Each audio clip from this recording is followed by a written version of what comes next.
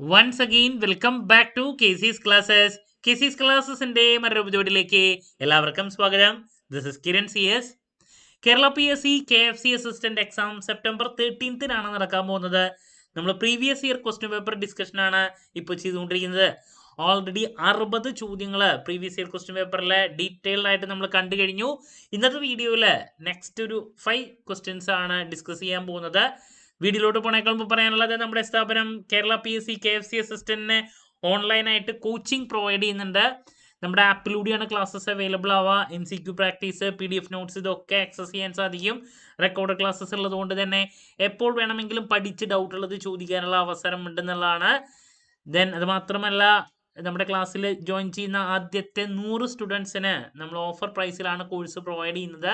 2500 rupees മാത്രമാണ് വരുന്നത്. So നമ്മുടെ ക്ലാസ്സിൽ ജോയിൻ ചെയ്ത് പഠിച്ച് ഈ ഒരു പോസ്റ്റ് ക്രാക്ക് ചെയ്യാൻ താല്പര്യമുള്ള സ്റ്റുഡൻസിന് എൻ്റെ ഡിസ്ക്രിപ്ഷൻ ബോക്സിലുള്ള വാട്സപ്പ് നമ്പറിൽ കോൺടാക്ട് ചെയ്യാം, ക്ലാസ്സസ് ആക്സസ് ചെയ്യാം. ഓക്കെ, സോ നമുക്ക് എന്തെങ്കിലും സ്റ്റാർട്ട് ചെയ്യാം. Question number 61. Placing of securities that are unquoted known as. Quote ചെയ്യാത്ത സെക്യൂരിറ്റീസിനെ പറയുന്ന പേര്. അതാദ്യം സ്റ്റോക്ക് എക്സ്ചേഞ്ച് പ്ലേസിംഗ് പറയുന്നുണ്ട്. സ്റ്റോക്ക് എക്സ്ചേഞ്ച് പ്ലേസിംഗ് എന്ന് പറഞ്ഞാൽ സ്റ്റോക്ക് എക്സ്ചേഞ്ചിലൂടെ കൊടുക്കുന്നതാണ്. ഓഫർ ഫ്ലോ സെയിലും സ്റ്റോക്ക് എക്സ്ചേഞ്ചിലൂടെ വിൽക്കുന്നതാണ്. റൈറ്റ് ഇഷ്യൂ എക്സിസ്റ്റിംഗ് ഷെയർ ഹോൾഡേഴ്സിന് നമ്മൾ അഗെയിൻസ്റ്റ് പേയ്മെൻറ്റ് കൊടുക്കുന്നതിനാണ് റൈറ്റ് ഇഷ്യൂ എന്ന് പറയാം, അല്ലേ?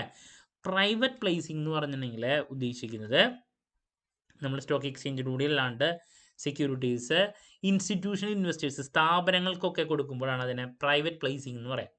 അൺകോട്ടഡ് ആണ്.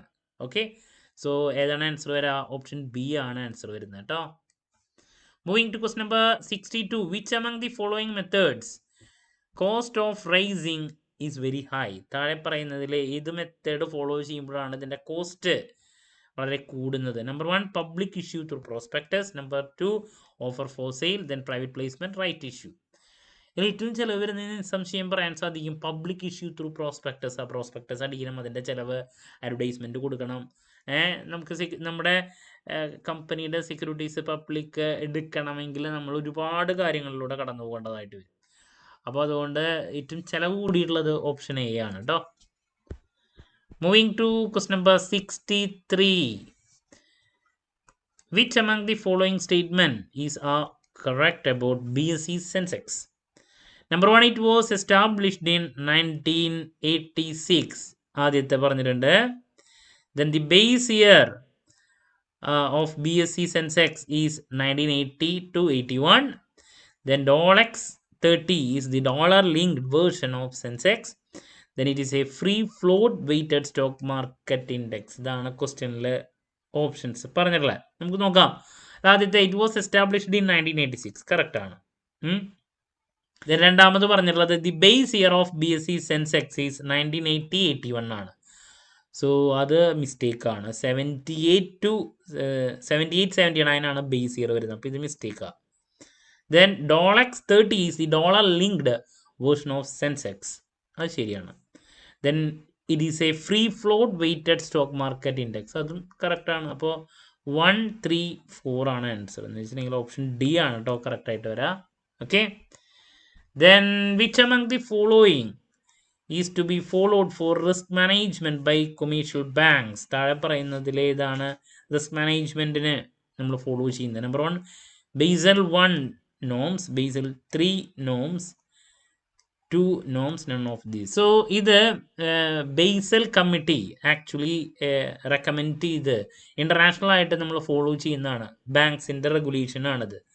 അതാണ് ഈ പറയുന്ന ബേസൽ 1, 2, 3 എന്നൊക്കെ നമുക്ക് കാണാൻ സാധിക്കും. സോ ഇതിൽ ആദ്യത്തെ ബേസൽ 1 നോംസിൽ ശരിക്കും പറഞ്ഞാൽ ക്രെഡിറ്റ് റിസ്കിനെ പറ്റിയിട്ടാണ് മെയിനായിട്ട് പറഞ്ഞിട്ടുള്ളത്.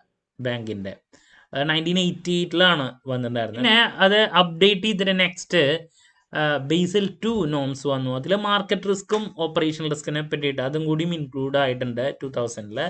പിന്നെ 2008 ബേസൽ 3 നോംസ് വന്നത്. അതിൽ ഫിനാൻഷ്യൽ റിസ്കിനെ പറ്റിയിട്ട് അതും കൂടിയും ഇൻക്ലൂഡ് ചെയ്തിട്ടുള്ള കാര്യങ്ങൾ പറയുന്നുണ്ട്. എന്നുവെച്ചാൽ റിസ്ക് മാനേജ്മെന്റിനെ പറ്റിയിട്ടുള്ള കാര്യങ്ങളൊക്കെ അവിടെയാണ് പറയുന്നത്. സോ ഇതിൽ ആൻസർ വരുന്നത് ബേസൽ 3 ഇതൊക്കെ ഈ റിസ്ക് മാനേജ്മെന്റിന്റെ കാര്യങ്ങളൊക്കെ ഇൻക്ലൂഡ് ചെയ്തിട്ടുള്ളത് പറയുന്നത് കേട്ടോ. ഓപ്ഷൻ ബി ആണ് ആൻസർ വരാൻ. Moving to question number 65.